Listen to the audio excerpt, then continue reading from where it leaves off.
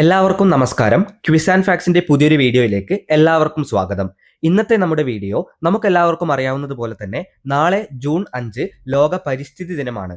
അപ്പോൾ അതിൽ ക്വിസ് മത്സരത്തിൽ ചോദിക്കുന്ന പ്രധാനപ്പെട്ട ചോദ്യങ്ങൾ ഡിസ്കസ് ചെയ്യുന്ന 6ഓളം വീഡിയോസ് നമ്മൾ ഓൾറെഡി അപ്ലോഡ് ചെയ്ത് കഴിഞ്ഞു. അതിൽ തന്നെ നമ്മൾ മാക്സിമം ചോദ്യങ്ങൾ ഓൾറെഡി നിങ്ങൾക്ക് പറഞ്ഞു തന്നു കഴിഞ്ഞു. അപ്പോൾ ഇന്നത്തെ വീഡിയോയിലൂടെ നമ്മൾ എന്താണ് നോക്കാൻ പോകുന്നത് എന്ന് വെച്ച് കഴിഞ്ഞാൽ എല്ലാ തരത്തിലും, അതായത് LP, UP, high school, higher secondary തരത്തിൽ ചോദിച്ചു കാണുന്ന ഏറ്റവും കോമൺ ആയ ചോദ്യങ്ങളാണ് ഇന്നത്തെ വീഡിയോയിലൂടെ ട്രൈ ഔട്ട് ചെയ്യുന്നത്. ചിലപ്പോൾ ഇത് നിങ്ങൾക്ക് ഓൾറെഡി അറിയുന്ന ചോദ്യങ്ങളായിരിക്കും. എന്നാലും ഈ വീഡിയോ അവസാനം വരെ കണ്ട് ഇതിൽ പറയുന്ന എല്ലാ ചോദ്യങ്ങളും നിങ്ങൾക്ക് അറിയാമെന്ന് ഉറപ്പുവരുത്തുക. എല്ലാ വർഷവും റിപ്പീറ്റ് ചെയ്യുന്ന ചോദ്യങ്ങളും 2026 കുറച്ച് കറണ്ട് അഫയർ ചോദ്യങ്ങളും, കറണ്ട് അഫയർ എന്ന് പറയുമ്പോൾ പരിസ്ഥിതി ദിനവുമായി ബന്ധപ്പെട്ട കറണ്ട് അഫയേഴ്സ് കൂടി മിക്സ് ചെയ്തിട്ടാണ് ഇന്നത്തെ വീഡിയോ നമ്മൾ തയ്യാറാക്കിയിരിക്കുന്നത്. അതുകൊണ്ട് തന്നെ എല്ലാവരും വീഡിയോ അവസാനം വരെ കാണുക.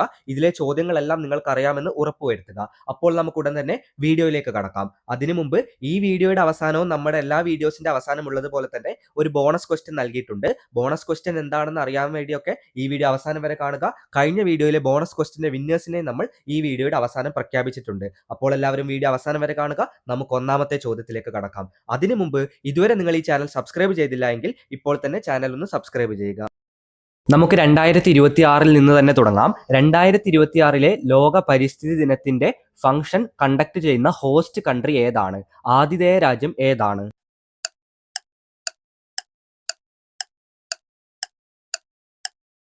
ഉത്തരം the republic of Azerbaijan. Republic of Azerbaijan എന്ന രാജ്യമാണ് ഈ വർഷത്തെ ലോക പരിസ്ഥിതി ദിനത്തിന്റെ ഫംഗ്ഷൻ കോർഡിനേറ്റ് ചെയ്യുന്നത്. അതായത് നമ്മൾ ഹോസ്റ്റ് കൺട്രി എന്നാണ് പറയാറ്. ചോദ്യം ചോദിക്കുന്നത് ഇങ്ങനെയായിരിക്കും: 2026 ലോക പരിസ്ഥിതി ദിനത്തിന്റെ ഹോസ്റ്റ് കൺട്രി ഏതാണ്? ഉത്തരം ദ റിപ്പബ്ലിക് ഓഫ് അസർബൈജാൻ. രണ്ടാമത്തെ ചോദ്യത്തിലേക്ക് കടക്കുന്നതിന് മുമ്പ് പറയുന്നു, നമ്മൾ ഓരോ ചോദ്യം പറഞ്ഞതിന് ശേഷവും ഉത്തരത്തിന്റെ കൂടെ ധാരാളം അഡീഷണൽ ഇൻഫർമേഷൻ കൂടി പറയുന്നുണ്ട്. അപ്പോൾ നിങ്ങൾ എല്ലാവരും നമ്മുടെ ക്ലാസ് കേൾക്കുമ്പോൾ ഒരു നോട്ട് ബുക്കും പേനയും എടുത്തിരിക്കുക. ഇമ്പോർട്ടന്റ് ആയി തോന്നുന്ന കാര്യങ്ങൾ നോട്ട് ചെയ്തു വെക്കുക. വളരെ പ്രധാനപ്പെട്ടതാണ്. ചോദ്യവും ഉത്തരവും മാത്രം പഠിച്ചത് കൊണ്ട് നിങ്ങൾക്ക് ഒരിക്കലും ഒന്നാം സ്ഥാനം കിട്ടാൻ പോകുന്നില്ല. ഇത്തരത്തിലുള്ള അതിനോടുമായി ബന്ധപ്പെട്ട അഡീഷണൽ ഇൻഫർമേഷൻ കൂടി പഠിക്കുക. വളരെ ഇമ്പോർട്ടന്റ് ആണ്. നമ്മളത് പറഞ്ഞു തരും. നിങ്ങൾ എന്ത് ചെയ്താൽ മതി? ഒരു നോട്ട് ബുക്കും പേനയും എടുത്ത് നോട്ട് ചെയ്തു വെച്ചാൽ മതി. നമുക്കിനി രണ്ടാമത്തെ ചോദ്യത്തിലേക്ക് കടക്കാം. രണ്ടാമത്തെ ചോദ്യം: 2026 ലോക പരിസ്ഥിതി ദിനത്തിന്റെ സന്ദേശം എന്താണ്? 2026 ലോക പരിസ്ഥിതി ദിനത്തിന്റെ തീം എന്താണ്?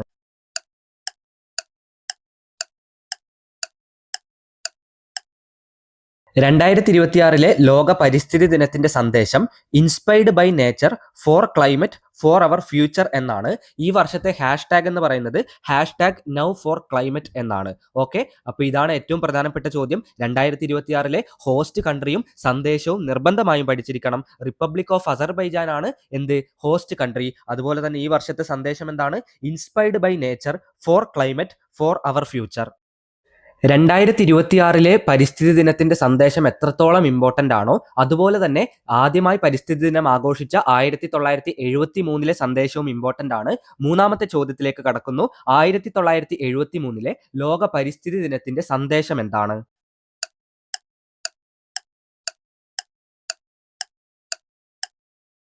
പലർക്കും സംശയമുണ്ടാവും. ഞാൻ ഒന്നുകൂടി പറയുന്നു, 1973 ആദ്യമായി പരിസ്ഥിതി ദിനം ആഘോഷിച്ചത്. അപ്പോൾ ആ വർഷത്തെ സന്ദേശം എന്തായിരുന്നു? ഓൺലി വൺ എർത്ത്, അല്ലെങ്കിൽ ഒരേ ഒരു ഭൂമി എന്നായിരുന്നു ആ വർഷത്തെ സന്ദേശം. അപ്പോൾ ആ വർഷത്തെ ഹോസ്റ്റ് കൺട്രി കൂടി നിങ്ങൾ അറിഞ്ഞിരിക്കുക. സ്വിറ്റ്സർലാൻഡ് ആയിരുന്നു ആ വർഷത്തെ, അതായത് 1973 ആദ്യത്തെ ലോക പരിസ്ഥിതി ദിനത്തിന്റെ ഹോസ്റ്റ് കൺട്രി. നാലാമത്തെ ചോദ്യം, ഏറ്റവും പ്രധാനപ്പെട്ട ചോദ്യം: സ്റ്റോക്ക്ഹോം കോൺഫറൻസ് നടന്ന വർഷമേത്? സ്റ്റോക്ക്ഹോം കോൺഫറൻസ് നടന്ന വർഷമേത്?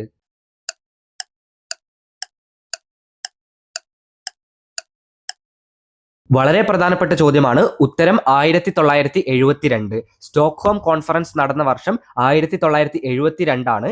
ഈ കോൺഫറൻസ് എവിടെ നിന്നു എന്നും അറിഞ്ഞിരിക്കുക. എവിടെയാണ്? സ്വീഡനിലാണ് ഈ ഒരു സ്റ്റോക്ക്ഹോം കോൺഫറൻസ് നടന്നിരിക്കുന്നത്.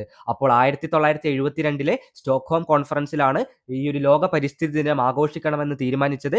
UNEP രൂപം കൊണ്ടതും ഈ ഒരു കോൺഫറൻസിലൂടെയാണെന്ന് ഓർത്തിരിക്കുക. എവിടെയാണ് ഈ ഒരു കോൺഫറൻസ് നടന്നത്? സ്വീഡൻ എന്ന രാജ്യത്താണ്. വീഡിയോയിലെ അഞ്ചാമത്തെ ചോദ്യം, ലോക ഓസോൺ ദിനം എന്നാണ്? എളുപ്പമുള്ള ചോദ്യമാണ്. ലോക ഓസോൺ ഡേ, അതായത് വേൾഡ് ഓസോൺ ദിനം എന്നാണ്?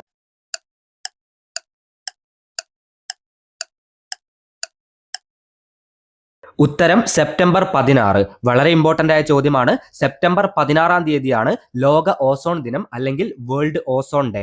ഓസോണിനെ പറ്റി മറ്റൊരു കാര്യം കൂടി ഞാൻ പറഞ്ഞു തരാം. ഓസോൺ പാളി അറ്റ്മോസ്ഫിയറിന്റെ അതായത് അന്തരീക്ഷത്തിന്റെ ഏത് പാളിയിലാണ് നിലനിൽക്കുന്നത് എന്ന് ചോദിക്കാൻ സാധ്യതയുണ്ട്. അറ്റ്മോസ്ഫിയറിന്റെ സ്ട്രാറ്റോസ്ഫിയർ എന്ന് പറയുന്ന പാളിയിലാണ് ഈ ഒരു ഓസോൺ ലെയർ നിലനിൽക്കുന്നത് എന്ന് കൂടി ഓർത്തിരിക്കുക. ഓസോണിന്റെ ഫോർമുല കൂടി ഓർത്തു വെച്ചാൽ വളരെ നല്ലത്. O3 ആണ് ഓസോണിന്റെ കെമിക്കൽ ഫോർമുല. അപ്പോൾ ഓസോൺ ഡേ എന്നാണ് സെപ്റ്റംബർ 16. ഓസോണിനെ പറ്റി ഇത്രയും കാര്യങ്ങൾ നിങ്ങൾ ഓർത്തിരിക്കണം. ആറാമത്തെ ചോദ്യം, ചരിത്ര പ്രസിദ്ധമായ ഭൂമി ഉച്ചകോടി അല്ലെങ്കിൽ എർത്ത് സമിറ്റ് റിയോ ഡി ജനീറോയിൽ നടന്നത് ഏത് വർഷമാണ്?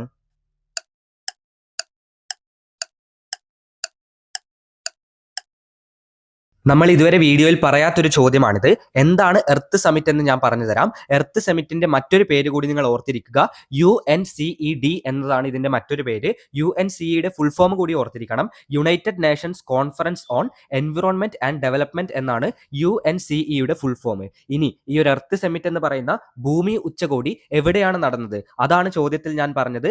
റിയോ ഡി ജനേറിയോ എന്ന് പറയുന്ന ബ്രസീലിലെ സ്ഥലത്താണ് ഈ ഒരു എർത്ത് സമിറ്റ് എന്ന ഭൂമി ഉച്ചകോടി നടന്നിരിക്കുന്നത്.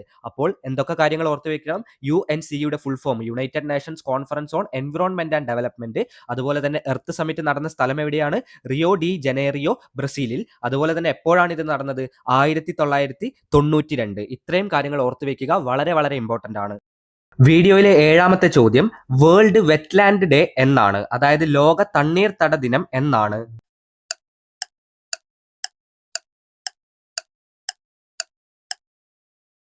വേൾഡ് വെറ്റ്ലാൻഡ് ഡേ അല്ലെങ്കിൽ ലോക തണ്ണീർത്തട ദിനം നമ്മുടെ മറ്റൊരു വീഡിയോയിൽ, മുമ്പുള്ള ഒരു വീഡിയോയിൽ ഇതിനെപ്പറ്റി അഡീഷണൽ ഇൻഫർമേഷൻ ആയി പറഞ്ഞിരുന്നു. പക്ഷേ ഇതൊരു ചോദ്യമായി ചോദിക്കാൻ സാധ്യതയുള്ളത് കൊണ്ട് ഒന്നുകൂടി ഓർമ്മിപ്പിക്കുന്നു. ഫെബ്രുവരി 2 തീയതിയാണ് ലോക തണ്ണീർത്തട ദിനം അല്ലെങ്കിൽ വേൾഡ് വെറ്റ്ലാൻഡ് ഡേ. ഇതേപോലെ പ്രധാനപ്പെട്ട മറ്റൊരു ദിവസത്തിലേക്ക് കടക്കാം. വേൾഡ് ഓഷ്യൻ ഡേ അല്ലെങ്കിൽ ലോക സമുദ്ര ദിനം എന്നാണ്?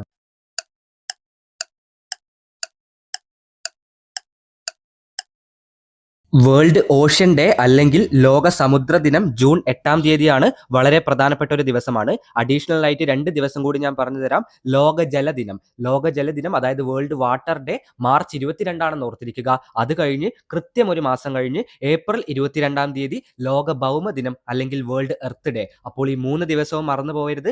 ജൂൺ 8 തീയതി ലോക സമുദ്ര ദിനം, ഏപ്രിൽ 22 തീയതി ലോക ഭൗമദിനം, അതുപോലെ തന്നെ മാർച്ച് 22 തീയതി ലോക ജലദിനം. ചോദ്യം നമ്പർ 9, വേൾഡ് ഹാബിറ്റാറ്റ് ഡേ എന്നാണ്? ലോക ഹാബിറ്റാറ്റ് ദിനം. ഈ ഒരു ചോദ്യം നിങ്ങൾ കേട്ടിട്ടുണ്ടാവില്ല. പക്ഷേ ലോക പരിസര ദിനം എന്ന് പറഞ്ഞ് ചോദിക്കുന്നതും ഇതേ ചോദ്യമാണ്. അതുകൊണ്ട് വളരെ ഇമ്പോർട്ടന്റ് ആണ്. അതായത് ലോക പരിസര ദിനം അല്ലെങ്കിൽ ലോക ഹാബിറ്റാറ്റ് ദിനം എന്നാണ്?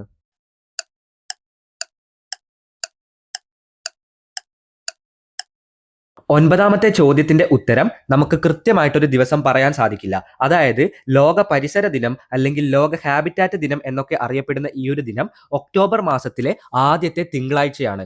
ഈ വർഷം നോക്കുകയാണെങ്കിൽ ഒക്ടോബർ 5 തീയതിയാണ് ഒക്ടോബർ മാസത്തിലെ ആദ്യത്തെ തിങ്കളാഴ്ച. അതുകൊണ്ട് 2026ൽ വേൾഡ് ഹാബിറ്റാറ്റ് ഡേ അല്ലെങ്കിൽ ലോക പരിസര ദിനം എന്നാണ് ഒക്ടോബർ 5 തീയതി. പക്ഷെ അടുത്ത വർഷം ഇതേ ദിവസം ആവണമെന്നില്ല. അടുത്ത വർഷം ഒക്ടോബറിലെ ആദ്യത്തെ തിങ്കളാഴ്ച ഏതാണോ അതായിരിക്കും ലോക പരിസര ദിനം. വളരെ ഇമ്പോർട്ടന്റ് ആണ്. പലർക്കും കൺഫ്യൂഷൻ ഉള്ള ചോദ്യമാണ്. ഇപ്പോൾ തന്നെ പഠിച്ചിരിക്കുക. 9ാമത്തെ ചോദ്യത്തിന്റെ ഉത്തരം ഒക്ടോബർ മാസത്തിലെ ആദ്യത്തെ തിങ്കളാഴ്ച. വീഡിയോയിലെ 10ാമത്തെ ചോദ്യം, സുനാമി ദുരന്തം കേരള തീരത്തെ പിടിച്ചുലച്ച വർഷം ഏതാണ്? സുനാമി ദുരന്തം കേരളത്തെ പിടിച്ചുലച്ച വർഷമേത്?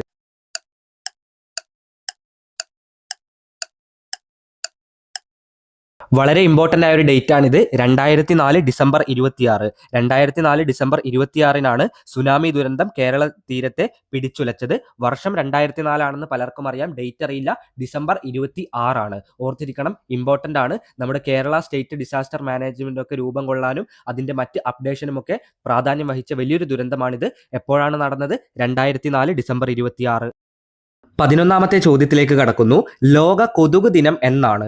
വേൾഡ് മോസ്കിറ്റോ ഡേ എന്നാണ്?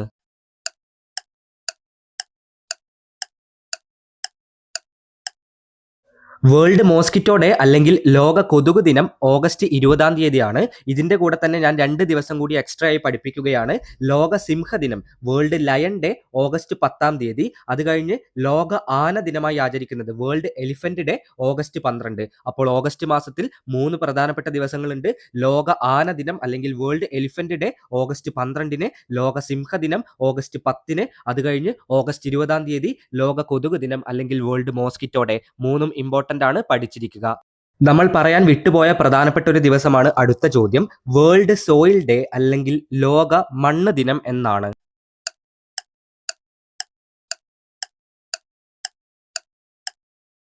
ഡിസംബർ 5-ാം തീയതി. ഡിസംബർ 5-ാം തീയതിയാണ് ലോക മണ്ണ് ദിനം അല്ലെങ്കിൽ വേൾഡ് സോയിൽ ഡേ. ഡിസംബറിൽ തന്നെ മറ്റൊരു ദിനമുണ്ട്, അതുകൂടി ഓർത്തു വെക്കുക. ഇന്റർനാഷണൽ മൗണ്ടെയിൻ ഡേ അല്ലെങ്കിൽ അന്താരാഷ്ട്ര പർവ്വത ദിനം കൂടിയുണ്ട്, ഡിസംബർ 11-നാണ്. അപ്പോൾ ഡിസംബറിലെ പ്രധാനപ്പെട്ട ദിവസങ്ങൾ ഏതൊക്കെയാണ്? ഡിസംബർ 5-ാം തീയതി വേൾഡ് സോയിൽ ഡേ അല്ലെങ്കിൽ ലോക മണ്ണ് ദിനം. ഡിസംബർ 11-ാം തീയതി അന്താരാഷ്ട്ര പർവ്വത ദിനം അല്ലെങ്കിൽ ഇന്റർനാഷണൽ മൗണ്ടെയിൻ ഡേ. ഡിസംബറിൽ തൊട്ട് മുമ്പ് നമ്മൾ വേറൊരു ഡേറ്റും കൂടി പറഞ്ഞു. കേരള തീരത്തെ പിടിച്ചുകുലക്കിയ സുനാമി ദുരന്തം നടന്നത് 2004 ഡിസംബർ 26 അപ്പോൾ ഈ വീഡിയോയിൽ പറഞ്ഞ ഡിസംബർ മാസത്തെ തീയതികൾ ഓർത്തിരിക്കുക. വീഡിയോയിലെ 13-ാമത്തെ ചോദ്യം, കേരളത്തിൽ കിഴക്കോട്ട് ഒഴുകുന്ന നദികളുടെ എണ്ണം എത്രയാണ്?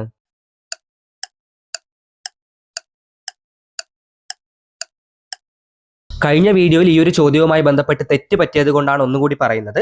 അതായത് കേരളത്തിലെ കിഴക്കോട്ടൊഴുകുന്ന നദികളുടെ എണ്ണം, ഈസ്റ്റ് ഫ്ലോയിങ് റിവറുകളുടെ എണ്ണം 3 എണ്ണമാണ്. ഏതൊക്കെയാണ്? ഭവാനി, പമ്പാർ, കബനി എന്നതാണ് ഈ 3 നദികൾ. ഇവിടെയല്ല നമുക്ക് തെറ്റുപറ്റിയത്. ഏറ്റവും വലിയ കിഴക്കോട്ടൊഴുകുന്ന നദി, അതായത് കേരളത്തിലെ ലോങ്ങസ്റ്റ് ഈസ്റ്റ് ഫ്ലോയിങ് റിവർ എന്ന ചോദ്യത്തിലാണ് നമുക്ക് തെറ്റുപറ്റിയത്. നമ്മൾ പറഞ്ഞ ഉത്തരം ഭവാനി എന്നായിരുന്നു. പക്ഷെ ശരിയായ ഉത്തരം ഏതാണ്? കേരളത്തിലെ ഏറ്റവും വലിയ കിഴക്കോട്ടൊഴുകുന്ന നദി കബനിയാണ്. കബനിയുടെ ലെങ്ത് ഏകദേശം 57 കിലോമീറ്റർ ഉണ്ട്. ഭവാനിയുടെ ലെങ്ത് 37.5 കിലോമീറ്ററേ ഉള്ളൂ കേരളത്തിനകത്ത്. അതുകൊണ്ട് ഈ ഒരു ചോദ്യം എല്ലാവരും തിരുത്തേണ്ടത് ശ്രദ്ധിക്കുക. കേരളത്തിൽ കിഴക്കോട്ട് ഒഴുകുന്ന നദികളുടെ എണ്ണം 3 എണ്ണം, ഭവാനി, പമ്പാർ, കബനി. അതിലേറ്റവും വലുത് കബനിയാണ്. വീഡിയോയിലെ 14-ാമത്തെ ചോദ്യം, പശ്ചിമഘട്ടത്തിന് പറയുന്ന മറ്റൊരു പേര് എന്താണ്? പശ്ചിമഘട്ടം അതായത് വെസ്റ്റേൺ ഗാഡ്സിന് പറയുന്ന മറ്റൊരു പേരെന്ത്?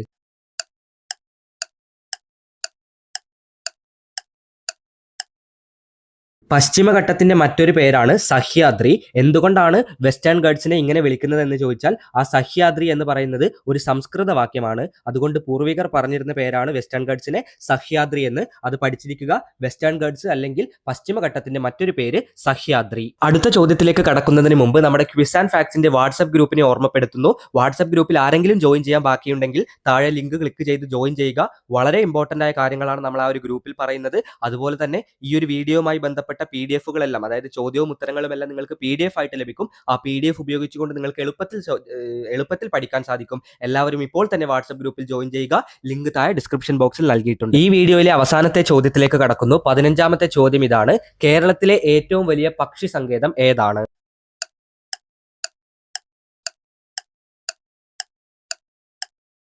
കേരളത്തിലെ ഏറ്റവും വലിയ പക്ഷി സങ്കേതം തട്ടേക്കാട് പക്ഷി സങ്കേതമാണ്. ഇതിനോടൊപ്പം കുറച്ച് അഡീഷണൽ ഇൻഫർമേഷൻ കൂടി പറയാം. കേരളത്തിലെ ഏറ്റവും ചെറിയ പക്ഷി സങ്കേതം കൂടി അറിഞ്ഞിരിക്കുക. മംഗളവനം പക്ഷി സങ്കേതമാണ് കേരളത്തിലെ ഏറ്റവും ചെറിയ പക്ഷി സങ്കേതം. അപ്പോൾ നിങ്ങൾക്ക് ചോദ്യമുണ്ടാവും, കേരളത്തിലെ ഏറ്റവും ചെറിയ വൈൽഡ് ലൈഫ് സാങ്ച്വറി ഏതാണ്? വന്യജീവി സങ്കേതം ഏതാണ്? അതും ഇതേ മംഗളവനം വൈൽഡ് ലൈഫ് സാങ്ച്വറി തന്നെയാണ്. അതായത് മംഗളവനം വൈൽഡ് ലൈഫ് സാങ്ച്വറി ആണ്. അതോടൊപ്പം മംഗളവനം എന്ന് പറയുന്നത് ഒരു ബേർഡ് സാങ്ച്വറി കൂടിയാണ്. അപ്പോൾ കേരളത്തിലെ ഏറ്റവും വലിയ പക്ഷി സങ്കേതം തട്ടേക്കാട് പക്ഷി സങ്കേതമാണെങ്കിൽ കേരളത്തിലെ ഏറ്റവും ചെറിയ പക്ഷി സങ്കേതം മംഗളവനം പക്ഷി സങ്കേതമാണ്. കേരളത്തിലെ ഏറ്റവും ചെറിയ വന്യജീവി സങ്കേതവും ഏതാണ്? മംഗളവനം പക്ഷി സങ്കേതമാണ്. ഓക്കെ, ഇത്രയും കാര്യങ്ങൾ ഓർത്തിരിക്കുക, ഇമ്പോർട്ടന്റ് ആണ്. നിങ്ങൾ എല്ലാവരും കാത്തിരുന്ന ഈ വീഡിയോയിലെ ബോണസ് ക്വസ്റ്റ്യനിലേക്ക് എത്തിയിരിക്കുന്നു. ഈ വീഡിയോയിലെ ബോണസ് ചോദ്യം ഇതാണ്. ഒറ്റ വൈക്കോൽ വിപ്ലവം അല്ലെങ്കിൽ വൺ സ്ട്രോ റെവല്യൂഷൻ എന്ന പുസ്തകം ആരുടേതാണ്? ഇത് എഴുതിയ ആളുടെ പേര് താഴെ കമന്റ് ചെയ്യുക. ഉത്തരത്തിന്റെ കൂടെ നിങ്ങളുടെ പേര് കൂടി കമന്റ് ചെയ്യാൻ മറക്കരുത്. എന്നാൽ മാത്രമേ നിങ്ങൾ ആരാണെന്ന് മനസ്സിലാവുകയുള്ളൂ. എന്നാൽ പിന്നെ നമുക്കിനി കഴിഞ്ഞ വീഡിയോയിലെ ബോണസ് ക്വസ്റ്റിന്റെ ഉത്തരവും വിന്നേഴ്സും ആരൊക്കെയാണെന്ന് നോക്കാം. കഴിഞ്ഞ വീഡിയോയിലെ ബോണസ് ചോദ്യം ഇതായിരുന്നു. ഓസോൺ പാളിയുടെ കട്ടി അല്ലെങ്കിൽ തിക്നെസ് അളക്കാൻ ഉപയോഗിക്കുന്ന യൂണിറ്റ് ഏതാണ്? ശരിയായ ഉത്തരം ഡോബ്സൺ യൂണിറ്റ് ആണ്. ഡോബ്സൺ യൂണിറ്റിനെ ഷോർട്ട് ഫോം ആയിട്ട് നമ്മൾ DU എന്ന് കൂടി എഴുതാറുണ്ട്. അപ്പോൾ ആരൊക്കെയാണ് ഇനി വിന്നേഴ്സ് എന്ന് നോക്കാം. നമ്മുടെ കഴിഞ്ഞ വീഡിയോയിലെ ബോണസ് ക്വസ്റ്റിന്റെ വിജയികളായി സെലക്ട് ചെയ്യപ്പെട്ടിരിക്കുന്നവർ ദേവ്ന KK, ഇജാസ്, മാഹിറ സെയിൻ, ഷെസാൻ, ഷിഫ ബാത്തൂർ, ഐമി P, ഡ്രോൺ ദേവ്, റൈന റോൾ, അതുപോലെ തന്നെ കവിത PM, ഫൈസ ഫയാസ് VT, ഹന ഫാത്തിമ, ഷഹ്സിൻ, ആരാധ്യ, അജ്വാദ്, പാർവണ എന്നിവരാണ് നമ്മുടെ കഴിഞ്ഞ വീഡിയോയിലെ ബോണസ് ക്വസ്റ്റ്യന്റെ വിന്നേഴ്സായി സെലക്ട് ചെയ്യപ്പെട്ടിരിക്കുന്നവർ. ഇതേപോലെ ഒരു ബോണസ് ക്വസ്റ്റ്യൻ ആണ് ഇപ്പോൾ നമ്മൾ പറഞ്ഞിരിക്കുന്നത്.